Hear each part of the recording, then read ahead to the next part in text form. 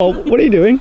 I'm testing how wet the wood is, and your lips are very sensitive and you can often feel better with your lips than in another way. How do you feel about that?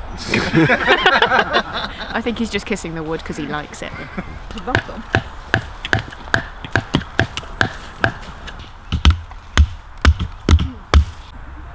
And you're just going to push the knife down. You're not going to try and create any curls to start off with. You just want to create a flat surface that you can then work on a bit more.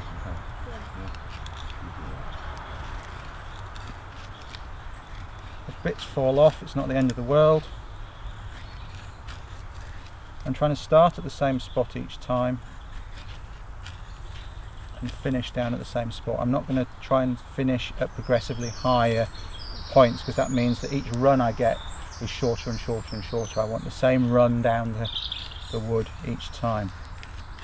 And now that I've planed that down to quite a nice surface, I can start getting nice curls.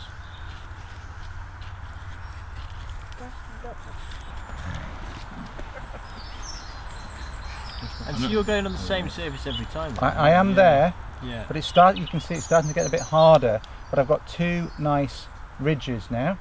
So one of our rules is start and finish at the same place. One of the other rules is working the ridges. So once it starts getting a bit hard there, maybe a bit beyond half a centimetre wide, getting on towards a centimetre maybe, we're going to work down one of those ridges. So if it starts getting a bit crowded at the bottom, you can just push them out without chopping them off. Notice I'm working on the outside of my body. Yeah, it's something that I automatically do, but it's here I've got bone and muscle, yeah, but on the inside is my femoral artery. I don't want to be working here doing this, yeah, particularly not in a wilderness environment, but in any environment, if you cut your femoral artery badly, there's not a lot anybody's going to be able to do for you. So work on the outside of your body. It's also comfortable. You can bring your arm to bear quite nicely there. It gets more flexible as you go because it's getting thinner, and you know at that point you're about to break it.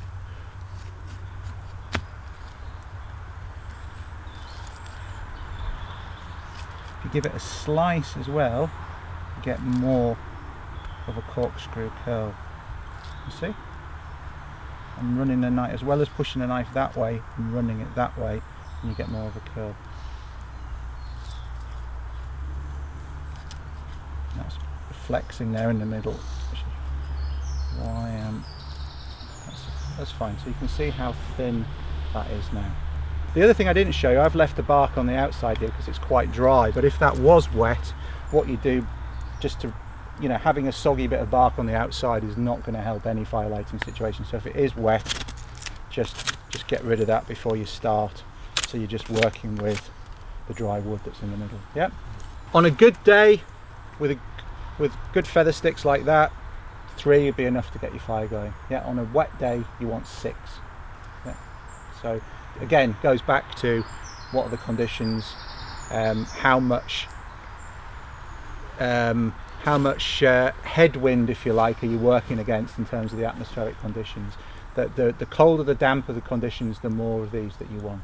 Okay, and the way that you lay them up, I'm going to get you going with making some, and I'm going to make some more, but just so you know what you're aiming for, the reason I make curls on one side but not the other is that when we come to do our fire lay, we lay them in that way. The next one goes on top like that, so that you've got the curls there. The next one goes on top like that, so you have, again, that thermal column that Spoons talked about.